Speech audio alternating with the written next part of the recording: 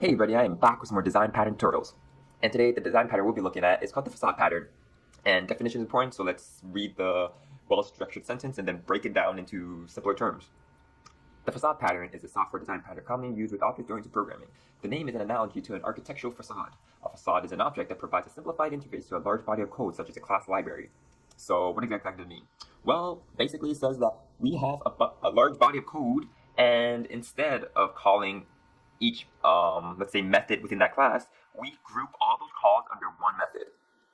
It's essentially what it's trying to get at. You have a large body of code, you're trying to simplify it to a better interface. So rather calling class 1 dot method 1, followed by class 2 dot method 3, followed by class 4 dot method 7, we will take those three methods, put it under another method, and that method calls all those other methods. There are some other examples down here, but that's what I'm going to go with. So the class diagram. One reason why I love Opera, the web browser, is because they center your images for you. That's pretty nice. Anyways, so the facade pattern says we have a client 1 and a client 2. We can have more clients, like all up to 100. But anyways, they all invoke the do something. And the do something is what you do. Here we have initializing class 1, class 2, class 3, followed by the class 1 does something, followed by the class 3 does something. Then we turn class 3. This can be a lot longer. And essentially the facade pattern includes the classes that it uses in order to do what it needs to do. And essentially, the facade pattern is like a middleman. You tell that person to do something, you just tell them, hey, do that. And he will do a bunch of tasks rather than the client doing a bunch of tasks. Because if you think about it, repetition of code is totally removed. Because if you didn't have the facade pattern right here in the middle, each client will have to have slight variation or the exact same code, initializing class 1, 2, 3, doing all this stuff. So one example of a realistic example, or like a real life example of the facade pattern being used is a mother and a child or the parent, doesn't matter. Suppose that the parent knows how to make pizza. Suppose that client 1 is your child. Let's say it's a boy, and client 1 is a boy, and client 2 is a girl. And the boy says, hey mom, can you make me a pizza? So the child invokes make pizza, while the facade is the parent, and the parent's not gonna say, oh, I need a new class of dough, I need a new class of sauce, I need a new class of cheese to the kid. He or she is just gonna be like, oh, I am gonna go and make that pizza for my child, because the client, the kid, doesn't really care about how the pizza's made. They just want the pizza, and the parent knows how to make the pizza, but she won't complicate things to the child by explaining how to make a pizza. So that is the example we're gonna go with, and here it is. I actually started writing the code out in order to show you how it looks like. So I guess I will explain some of it so we don't get lost. Concrete is supposed to be the example on the left side. The bunch of classes, packages, whatnot. Packages for Java. Anyways, so we have cheese. All it does is it has a constructor passing in the type of cheese. We have the dough. With the dough, we can add a sauce to the dough. We can add toppings to the dough. We can add cheese to the dough. It does absolutely nothing. Just keep things simple. Then we have the sauce, which is the same thing as the cheese. Just pass it a name. You have tomato sauce, Alfredo sauce on pizza. I don't know what you want to do. Then we have different type of toppings. I know that some of you are saying, oh, cheese is topping. Yes, but for now, let's pretend that all pizza must have cheese on it. Not optional to put cheese on it now. That'd be weird, pizza without cheese. Anyways, so toppings like mushroom, green pepper, pineapple, pepperoni, etc. Then we have to have an oven. We have to set the temperature for it. Does absolutely nothing. Set a timer for it, how long the pizza can stay in there for, and we're gonna cook it. Well, instead of returning boy, we should return a pizza, but I'm just trying to make things simple. So here the facade is empty. This is where we implement the facade. And with my example, the facade here does absolutely not. We don't even have a facade.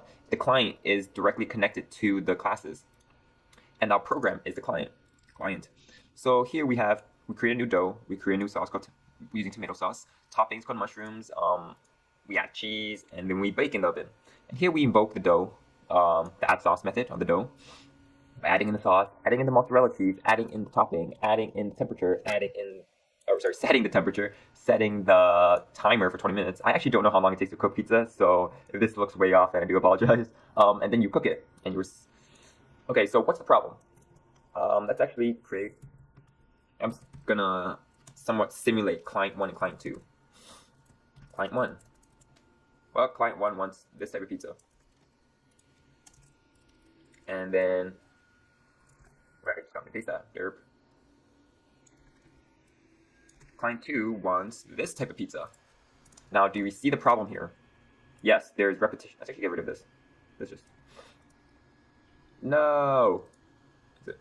Or actually, I don't want to get rid of it. I'll just comment it up for now, because we need to do a test run on it. Actually, no, we don't. We don't need to do the test run on it. I'm just showing you the concept. Okay, so do we see the problem here? Well, yes, we do. Client 1 and client 2 are both calling the same amount of methods, practically. And let's suppose that you can only, just to keep things simplified, you can only have one topping, which is mushroom. And here we're like, okay, there's a lot of duplication in code. I mean, this could be a very large and complex, sequence of method calls. So here we're going to introduce the facade pattern.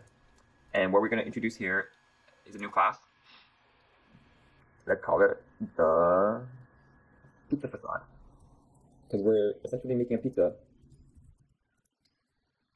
And we're going to have a method here called, well, let's go back to the class diagram. It says client 1, client 2 should have a reference to the facade. Okay, we'll create that later. And then the facade should have a method for that called do something. Well, this is a pizza facade, so here we will have it state as void make pizza. All right, looking so far so good. What's next? Well, let's say this guy doesn't want mushrooms. This guy wants green peppers. Green peppers. So essentially, there is some differences, but overall, the sequence here is the same. So let's go ahead and copy that into the facade pattern. Now we have a problem. We need a reference to those objects we passed in. So let's create a constructor pizza facade. And if you hear that weird fan noise, that's actually my CPU. My mic's way too sensitive, so I apologize. So we're gonna create dough, sauce, topping, top. Actually, I call it topping. And cheese.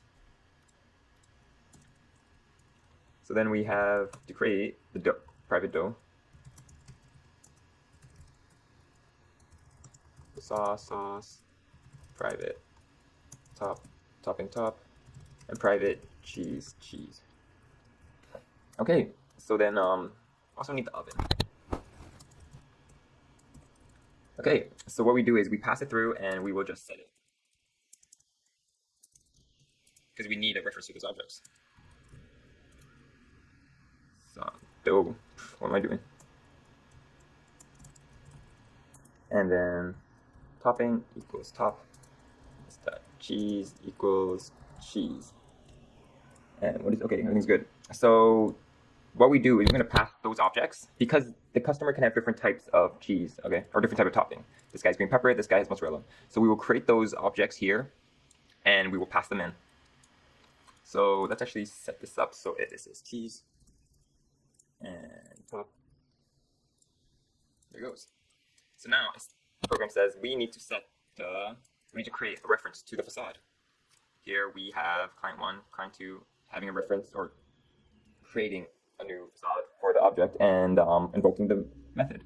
So we'll have pizza facade, which we have to be using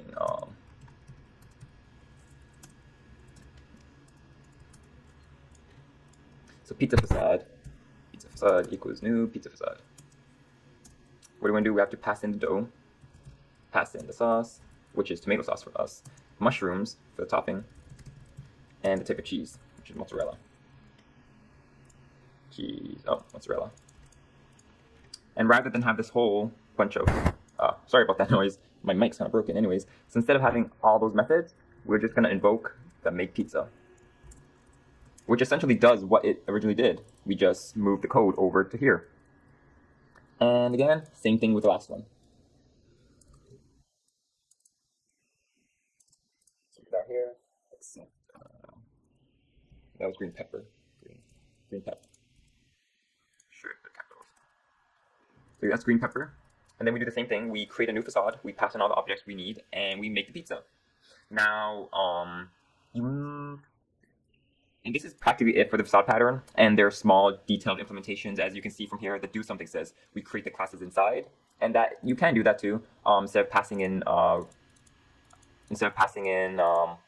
objects itself, you can create the objects all within the facade pattern, and then we can just pass in strings stating, oh, this is what I want for sauce, this is one for green peppers, this is one for mozzarella. So that would be a more realistic example again, passing in the string type of objects you want. For example, let's say our client 1 is a customer at a restaurant, and the pizza facade is a restaurant. Well, obviously, when the restaurant takes your order, you're not going to create the dough. You're not going to create the sauce. You're going to tell them, oh, I want tomato sauce. So you pass it in, string tomato sauce, tomato. And for toppings, you list your topping. And for mozzarella, you list your cheese. And in the facade pattern, instead of having objects, we're taking strings, stating, oh, so we will create a new, man, that mic sucks. Okay, I think I fixed it. Okay, I fixed it. Sorry about that. And instead, you can pass in strings. And then you will leave the object creation to the facade pattern too. But it really all depends on how you want to lay out your facade pattern. There's different ways to do so. One method is to actually create all your classes within the facade. One method is to create it outside and pass it in. It's all up to you. Anyway, so that is basically it for the facade pattern. Quick summary, the facade pattern is a middleman that helps make things easier, more simple. And we can see it is because all we care about is, hey, make the pizza. We don't care about the actual implementation, such as adding sauce, adding cheese, adding toppings, adding temperatures to the timers, and then cooking. It just makes it simple. It's just like a class library or a library if you ever made one. A bunch of method calls all grouped under one method in order to make the people who use your class a lot easier. So anyways, I hope you enjoyed this tutorial, and I will be back hopefully with some more design pattern action.